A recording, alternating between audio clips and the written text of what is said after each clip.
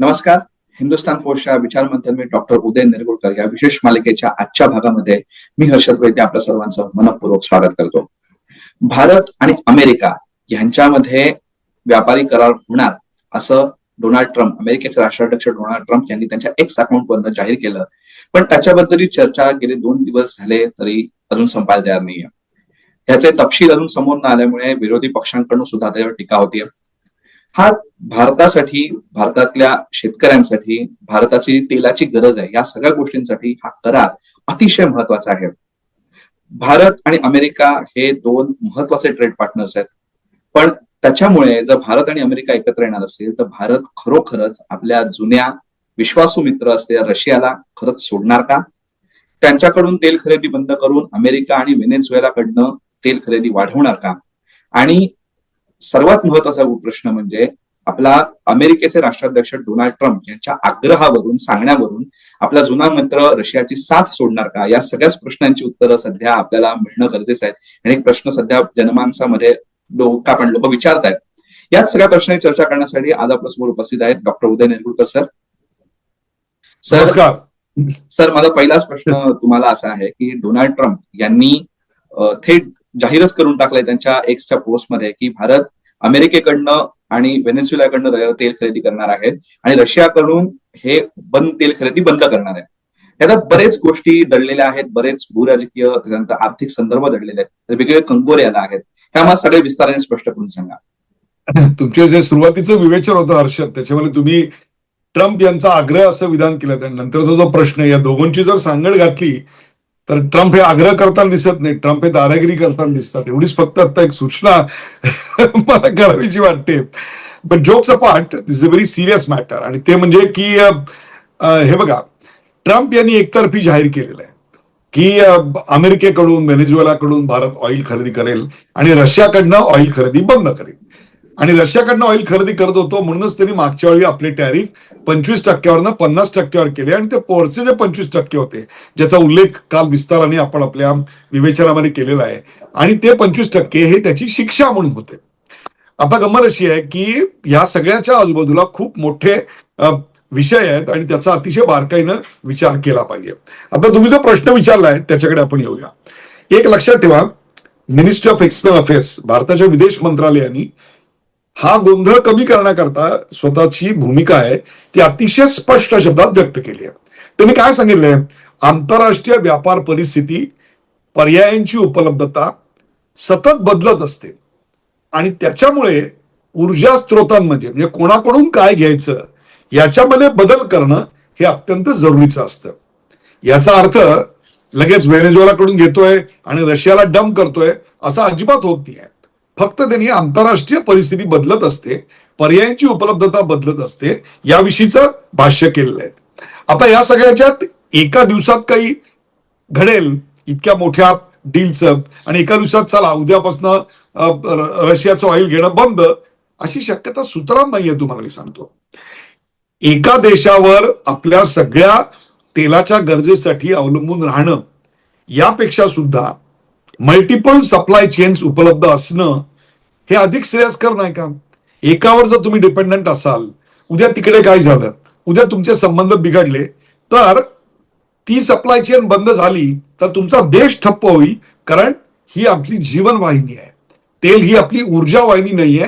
तर तेलावर मालाची नेमणूक, मालाची ने-आण, माणसांची वाहतूक हे सगळं अवलंबून असतं. आणि त्यामुळे मोदीजींनी जे ट्विट केलेलं आहे त्यांच्या एक्सवर त्यांनी काय सांगितलं की रिड्युसिंग टॅरिफ याच्याबद्दल त्यांनी उल्लेख केला, पण आम्ही रशियाकडनं ऑइल घेणं बंद करणार आहोत असं कुठलंही ट्रम्प यांचं जे विधान आहे त्याच्या पुष्ट्यर्थ त्यांनी एकही विधान केलेलं नाही, हे तुम्ही लक्षात घ्या. इथंच तर खरी मेख आहे. याचं कारण भारत हा एक विकसनशील राष्ट्र आहे, ते विकसित राष्ट्र आता बनत आहे. त्यामुळे आपल्या ऊर्जेच्या गरजा ज्या आहेत, तेलाच्या गरजा ज्या आहेत त्या वाढत जाणार आहेत आणि त्या वाढत जाणाऱ्या गरजा पूर्ण करण्याकरता आपण जागतिक मार्केटमध्ये वेगवेगळे पार्टनर शोधत असतो. ही देखील वस्तुस्थिती आहे. प्रत्येक डेव्हलपिंग नेशन या सायकलमधून जात असतो. आज फ्रान्स पूर्वी गेलं, इंग्लंड पूर्वी गेलं, जपान त्यातनं गेलं, आज आपण जातोय. आता त्याच्यामुळे हे एक सायकल आहे आणि ते त्या सायकलवर आता आपण आहोत. त्यामुळे याविषयी आपण कुठलंही भाष्य केलेलं नाही, हेच याचं सार आहे. तर तरी पण एक प्रश्न उरतोच की ट्रम्प हे जसे एकतर्फी घोषणा करतायत की अमेरिका आणि व्हेनेझुएलाकडनं भारत तेल खरेदी करणार, तर ह्याच्यामध्ये नेमका प्रॉब्लेम काय की त्या दोघांकडनं तेल खरेदी केल्याने आपल्याला काही तोटा होणार आहे, काय प्रॉब्लेम होणार आहे, नेमकं काय होणार आहे हा याबद्दल सांगा. हा तुम्ही खूप चांगला प्रश्न विचारलात. एक तर लक्षात घ्यावा, अमेरिकेचं तेल आपल्याकडे यायला समुद्र मार्गाने साधारणतः 27 ते 30 दिवस, हवेचा प्रवाह कसा आहे त्याच्यावर अवलंबून असतो, साधारणतः 30 दिवस लागतात. त्यामुळे त्याचं जे फ्रेट आहे ते फ्रेट आणि ती कॉस्ट खूप मोठ्या प्रमाणात वाढत असते. दुसरी गोष्ट आहे की व्हेनेझुएलामध्ये बनणारं जे ऑइल आहे ते ऑइल हे काही चांगलं ऑइल नाहीये. व्हेनेझुएलाचं ऑइल जे आहे ते आपल्याला रिफाईन करून घ्यावं लागतं आणि ते रिफाईन केलेलं ऑइल आपल्याला वापरता फारसं येत नाही. त्यामुळे खूप मोठ्या प्रमाणात त्याची खरेदी करायची आणि त्याचा साठा आपल्याकडे करायचा आणि तो दुसऱ्या कोणाला विकायचा, ही गोष्ट आपल्याला फारशी श्रेयस्कर नाही आहे. आपण एक कच्चं तेल म्हणून 2019-20 पर्यंत हे व्हेनेझुएलन ऑइल खरेदी करत होतो. परंतु पुढे ट्रेड पार्टनर्स बदलले, जागतिक परिस्थिती बदलली, त्याचे सगळे संदर्भ बदलले, त्यातून मिळणारा नफा तोटा, त्याची सातत्याची उपलब्धता, या सगळ्या गोष्टी बदलत गेल्या आणि त्याच्यामुळे आपण 20 सालानंतर व्हेनेझुएलन ऑइल घेणं बंद केलं. हे त्याचं खरं कारण आहे. सर, पण याच्यामध्ये आता पुढचा प्रश्न असा येतो की जर हा करार प्रत्यक्षात येणार असेल तर त्यांची जी पूर्व अट आहे रशिया, तर भारत खरंच रशियाकडनं आपली काय म्हणजे भारताचा आणि रशियाचा जो व्यापार आहे ह्याचा पुढे काय होणार, आणि मुळात या सगळ्यामध्ये एक महत्वाचा प्रश्न की ह्या सगळ्याची सगळी चर्चा किंवा गोंधळ चालू आहे ह्याच्यावरती रशियाची काय प्रतिक्रिया. हा, रशियाने काहीच प्रतिक्रिया दिलेली नाही, तेच योग्य आहे. याचं कारण, भारताने याच्यावर प्रतिक्रिया दिली आहे का? भारताने जर सांगितलं असतं की आम्ही रशियाचं ऑइल घेणार नाही किंवा रशियाचं ऑइल आम्ही बंद करणार नाही, तर रशिया काहीतरी बोलेल. ट्रम्पनी भारत रशियाचं ऑइल घेणं बंद करणार आहे या अग्रीमेंटनुसार असं बोलल्याने रशियाने त्यावर प्रतिक्रिया द्यायची गरज नाही आहे. याचं कारण, रशियाला पक्क माहितीये, India does not stand on the side of America, India does not stand on the side of any other anti-American lobby, but India stand on its own soil. आम्ही आमच्या जमिनीवर ठामपणे उभे आहोत आणि आमच्यासाठी सर्वात महत्वाचं काय असेल तर 140 कोटी भारतीयांचं हित हेच आमच्यासाठी महत्वाचं आहे. आणि ह्या बदललेल्या भारताची भूमिका रशियाला पूर्णपणे माहिती आहे आणि म्हणूनच रशियाने यावर कुठलीही प्रतिक्रिया आतापर्यंत दिलेली नाही. दुसरी गोष्ट, रशिया आणि भारत यांचा जो व्यापार आहे, द्विपक्षीय व्यापार आहे, तो साधारणतः $68 बिलियन एवढा मोठा आहे. आता या $68 बिलियन मधले 52 बिलियन हे फक्त एकटे तेलाचे आहेत. ह्याच्यावरून तुम्हाला लक्षात येईल की तेल ही भारत आणि रशिया यांच्यामधली एक सर्वात महत्वाची अशी स्ट्रॅटेजिक कमॉडिटी आहे. आता ह्या पार्श्वभूमीवर ऊर्जा स्त्रोत डायव्हर्सिफाय केले पाहिजेत अशा स्वरूपाची जरी एमईएची भूमिका आणि स्टेटमेंट असलं तरी हे सगळे डिसिजन हे इतर राष्ट्रातलं कोणी काही म्हणतं या दबावाने घेण्यापेक्षा सुद्धा हे कमर्शियल डिसिजन असतात. अनलेस की एखाद्या देशावर आपण बंदी घातली आहे, उदाहरणार्थ पाकिस्तान शत्रू राष्ट्र आहे, तिथून दहशतवादी येतात, त्यामुळे तिथल्या गोष्टींवर आपल्याकडे बंदी आहे, अशी गोष्ट असेल तर वेगळी. पण अन्यथा हे निर्णय जे असतात ते कमर्शियल, नफा तोटा याचा विचार करून केले जातात, त्याची उपलब्धता याच्यावर केले जातात आणि हे निर्णय त्या क्षेत्रातल्या ज्या भारतीय पब्लिक सेक्टर अंडरटेकिंग्स आहेत, या क्षेत्रातल्या ज्या खासगी कंपन्या आहेत त्यांच्यामध्ये हा निर्णय दिलेला असतो, त्याच्या गाईडलाईन सरकार घालून देतं. तुम्हाला मी सांगतो, मध्यंतरी पुतीन भारतात आले होते, तेव्हा पुतीन आलेले असताना मोदींशी ज्या त्यांच्या चर्चा झाल्या त्या चर्चेतला सर्वात महत्वाचा विषय होता आणि तो म्हणजे भारत आणि रशिया यांच्यातला ऑइल सप्लाय. तुम्हाला सांगतो, $17 बिलियन इतकी प्रचंड मोठी रक्कम रशियामधल्या ऑइल उत्खननासाठी भारतीय कंपन्यांनी तिकडे गुंतवलेली आहे. हे सगळं एका रात्री ट्रम्प म्हणतात म्हणून आपण $17 बिलियन मातीत घालायचे, हा कुठला निर्णय आहे मला सांगा. तसंच रशियन कंपन्या ज्या आहेत, मला वाटतं रोजनेट कंपनी त्याचं नाव आहे, ती रोजनेट कंपनीने जामनगरमध्ये फार मोठी रिफायनरी लावलेली आहे आता मग त्यांना सांगायचं तुम्ही गाशा गुंडाळा आणि तुम्ही निघून जा. हे आंतरराष्ट्रीय मार्केटमध्ये आपल्या इमेजला सोयीचं आहे का मला सांगा. आमच्या इंडियन PSU आणि खासगी कंपन्यांची तिथली गुंतवणूक धोक्यात आणायची $17 बिलियन आणि रशियन पब्लिक सेक्टर अंडरटेकिंगची गुंतवणूक इथली धोक्यात आणायची. अशा प्रकारचे कुठलेही निर्बंध निर्देश हे परराष्ट्र खात्यानी किंवा प्राईम मिनिस्टर ऑफिसनी आपल्या इंडियन PSU ला दिल्याचं आतापर्यंत तरी जाहीर केलेलं नाही. तसं करायची सुतराम शक्यता नाही. सर थोडस आता आपण ह्या सगळ्या चर्चा आपण करत असताना मला तुम्हाला एक विचार असं वाटतंय की आता आपण तेल खरेदी याच्याबद्दल बोलतोय. भारत हा त्याच्या गरजेपेक्षा जी उपलब्ध माहिती आहे त्यानुसार 80% तेल, त्याच्या रोजच्या गरजेच्या 80% तेल हे आयातच करतो. मग भारत ही त्याची जी गरज आहे ही कुठून भागवतोय, कुठले कुठले देश आपल्याला तेल सप्लाय करतात, हे सगळं चित्र कसं चाललंय ह्याच्याबद्दल आम्हाला सांगा.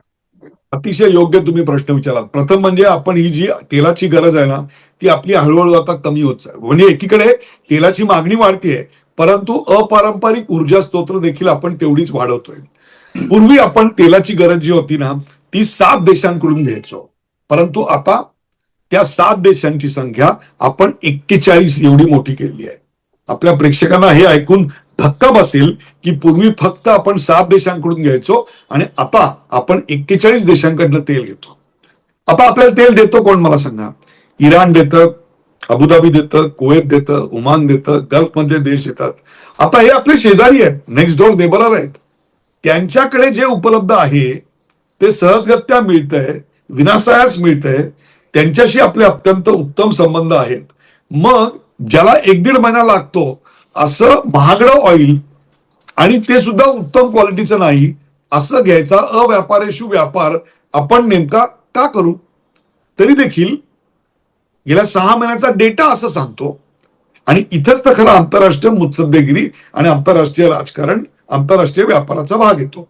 आणि तो म्हणजे हे जरी असलं तरी अमेरिकेकडून जे आपण ऑइल घेतो त्याच्यात आपल्याला वाढ झालेली दिसते गेल्या 6 महिन्यात.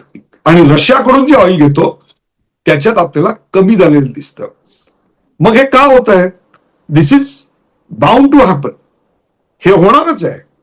पण ह्याच्यामुळे आंतरराष्ट्रीय बाजारात आपल्या आणि रशियाबद्दल किंवा आपल्या रशियाबद्दल काही चुकीचा सिग्नल आणि आपल्या आणि अमेरिकेबद्दल काही वेगळ्या अर्थाचा सिग्नल जातोय का तर ते पण नीट समजून घेतलं पाहिजे. एक लक्षात घ्या आपण दिवसाला 52 लाख बॅरल इतकं तेल आयात करतो. त्या 52 लाखातलं 13 लाख बॅरल पर डे आपण एकट्या रशियाकडनं घेतो आता ऍज ऑफ टुडे. हाच आकडा 6 महिन्यापूर्वी 25 लाख बॅरल इतका होता. म्हणजे तो आता जवळपास निम्म्यावर आलेला आहे. आता व्हेनेझुएलाचं जे ऑइल आहे, अमेरिकेचं जे ऑइल आहे ज्याच्यामध्ये सल्फरची मात्रा खूप जास्त असते. मग अशा वेळा त्याचं प्रोसेसिंग हे आपल्याकडच्या सगळ्या रिफायनरी करू शकत नाहीत. परंतु ज्या नवीन रिफायनरी आहेत त्या हे तेल शुद्ध करू शकतात. त्यातली सल्फरची मात्रा ही कमी ते करू शकतात.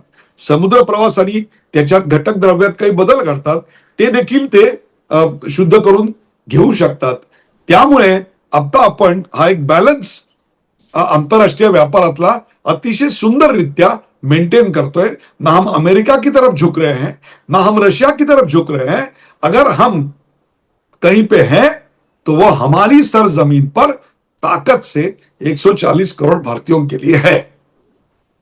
सर या सगळ्या मुलाखतीच्या शेवटाकडे जाताना मला पहिले तुम्हाला त्याच्या आधी एक प्रश्न विचारायचा आहे की तुम्ही आता उल्लेख केलात की जरी हे सगळं चित्र असलं तरी आपण अमेरिका असेल, व्हेनेझुएलाकडनं असेल तेल खरेदी वाढवतोय.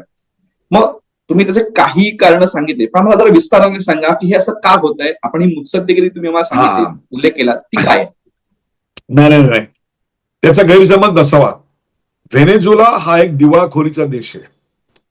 मी स्वतः व्हेनेझुएलामध्ये 90च्या दशकामध्ये शेवटी आणि 2000 सालच्या आसपास मी अनेकदा गेलेलो आहे. कॅराकॅसमध्ये तिकडे काम केलेलं आहे.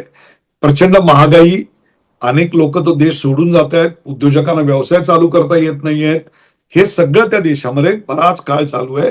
त्याच्यामुळे राजकीय यादवी पण तिकडे झालेली आहे, लष्करशाह पण आणले. अर्थात त्याच्याविषयी आपण वेगळा एपिसोड केला तर मी व्हेनेझुएला या विषयावर वेगळं बोलेन. आणि व्हेनेझुएलातल्या अनेकांना तो देश खरोखरच आर्थिक व्यापारासाठी असुरक्षित वाटतो, ही वस्तुस्थिती आहे. मग तरी देखील आपण त्यांच्याकडनं का घेतोय? ते महाग आहे, ते अशुद्ध आहे, ते यायला वेळ लागतो, तरी सुद्धा का घेतोय? त्याचं हर्षद एक साधं सिंपल कारण आहे. ते म्हणजे त्यांच्या बरोबर आपला जो व्यापार आहे ना, त्याचे त्यांनी $1 बिलियन $1 बिलियन एवढे पैसे ते आपले देणं लागतात. आता देश तर खंक झालाय, दिवाळखोरीच्या उंबरठ्यावर आहे, तुझ्याकडे काहीच नाहीये द्यायला, तू पैसे देऊ शकत नाही, मग किमान तुझ्याकडचं ऑइल देऊन ती रक्कम तरी वसूल करायची संधी मला मिळतेय. हा तो भाग आहे, लक्षात घ्या. आपण एक एक पायी वसूल करतोय आंतरराष्ट्रीय बाजारातून, कोणालाही आपण फ्री देत नाही आहोत काही, किंवा कोणालाही स्कॉट फ्री करत नाही आहोत. व्हेनेझुएलानी आपल्याला जे पैसे देणं लागतं ते रिकव्हर करायचे बाकीचे मार्ग बंद झाल्यानंतर तेलातनं ते मार्ग रिकव्हर करायची संधी उपलब्ध आहे, म्हणून ते आपण करतोय, एवढाच त्यातला अर्थ आहे. बाकी कुठलाही अर्थ काढू नका.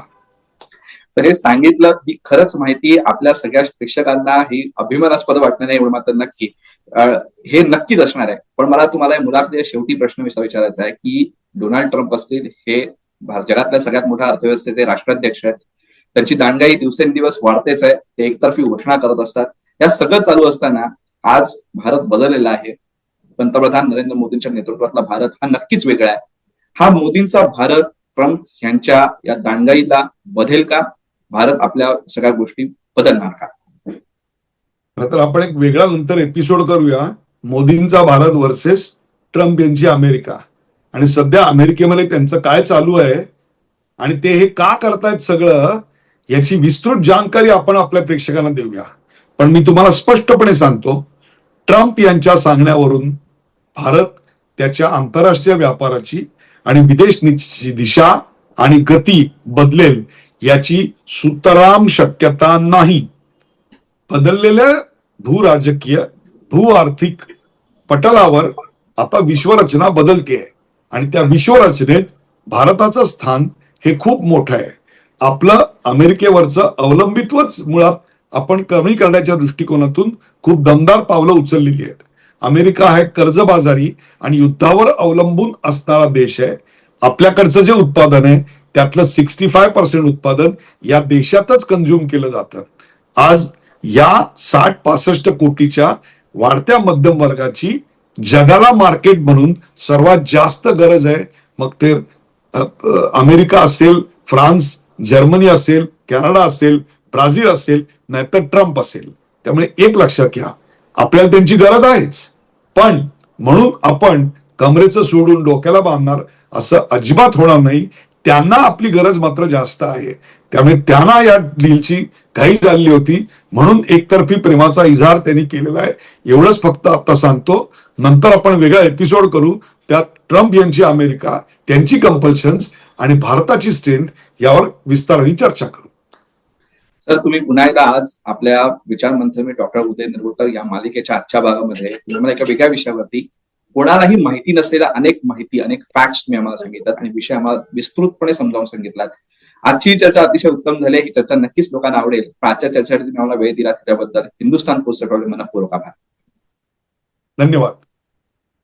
विचार मंथन विथ डॉक्टर उदय निरगुडकर या मालिकेचा आजचा भाग हा अतिशय वेगळ्या विषयावरती होता. अनेक वेगवेगळ्या चांगल्या गोष्टी आपल्या सरांनी समजावून सांगितल्या आणि वेगळ्या प्रश्नांची त्यांनी आपल्याला दिलखुलास सविस्तर उत्तरं दिली.